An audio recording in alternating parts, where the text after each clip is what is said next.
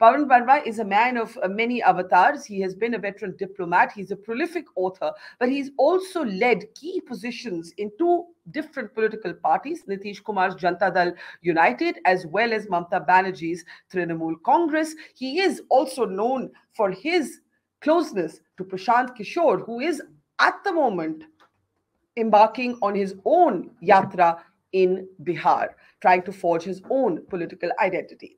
Pavan, thank you, and it's good to see you after a bit of time. So we hope the gap will not be so big the next time around. Let me start by asking you, if you were to step back and take a kind of macro view, a drone's eye picture, as it were, of what is happening in Indian politics today post Karnataka, what what would you say? And just unmute yourself at your end, please. Thank you. Thank you, Barkha. Great to be with you again.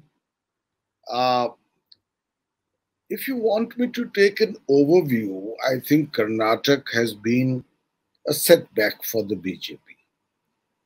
They had a very poor governance record while in power there, and they ran a bad campaign marked by an over-reliance on one person, which was Prime Minister Narendra Modi, and a lack of focus on local issues, which this time quite surprisingly contrasted with the efficient campaign carried out by the Congress party, which in addition had strong local leaders, which the BJP lacked after the sidelining of Mr. Yadurappa. Now, does Karnataka mean that Congress has revived? I think that may be premature. Does Karnataka mean that the opposition on a national scale is stronger? I think there again we need to be cautious in our assessment. Certainly, Karnataka has shown that the BJP is not invincible, as assembly elections have shown many times. But now we are looking at parliamentary election. A survey that I am privy to asks the same Karnataka voters whether they would vote, who they would vote for in the parliamentary elections, and close to 56% said that it would be Mr. Narendra Modi. So there is a difference between assembly and parliamentary elections. Secondly, while the Congress performed well in Karnataka, organizationally, it remains to be very weak in most other states where, in fact, which constitute the largest catchment area. By that I mean, for instance, in UP, in Bihar, it's almost a non-player. It's a good chance in Chhattisgarh and in Madhya Pradesh, but Madhya Pradesh is still a question mark. Now, why I'm talking at length about the Congress is that any attempt at unity on either side of the spectrum needs one pivot or fulcrum. The NDA had the BJP. The opposition unity, a larger version of the UPA, for instance, also needs a fulcrum, which in my view can only be the Congress party. Is the Congress party willing and capable of playing this role? In my view, and I've said this before to you and to others publicly, the attempt at forging an opposition unity has begun too late, too close to the elections, and arithmetical unity as displayed on periodical gatherings of political opposition leaders on a stage is no substitute for the hard work, the grit, the minutiae, and the meticulous organization required for an organic unity, whose ultimate goal obviously has to mean that the opposition is so united that it can put up one candidate against the BJP in most states across India.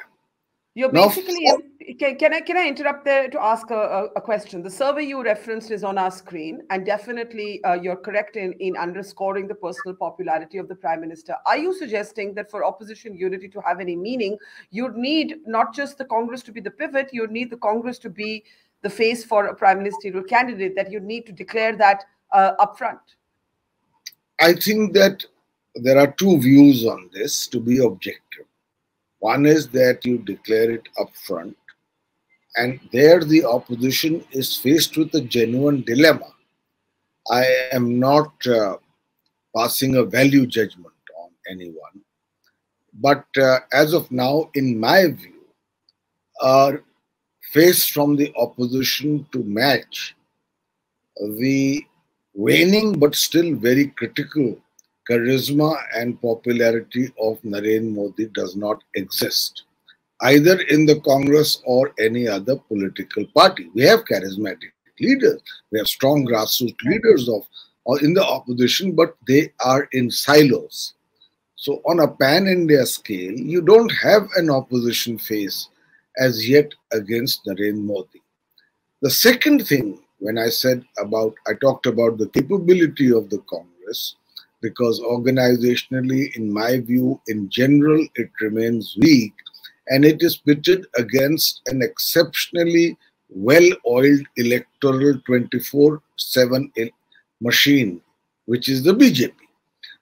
But as far as willingness in the case of the Congress means where opposition unity is concerned, the ability to cede space to other opposition parties where they are stronger, rather than to lay claim to its own earlier strength as a pan-Indian party fighting in almost every state.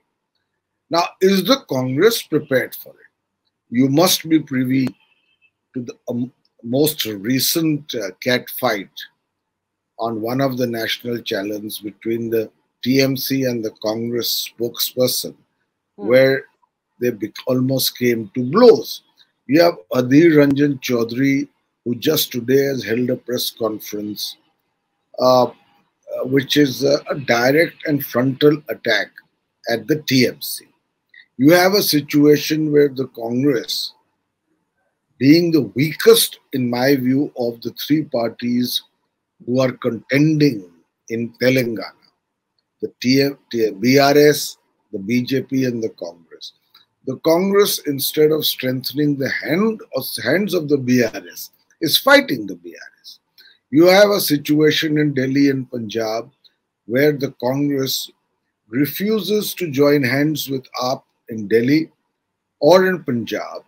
So in all such cases, the advantage is to the BJP, which wins by a fairly unimpressive overall majority of votes, 31% in 2014 and 37% in 2019. But it is a beneficiary of the division of the opposition vote. But you know, as far as the percentage of vote is concerned, if I'm not wrong, I think the UPA had 28%. That's the parliamentary system. It's the system, first past the post system that we follow.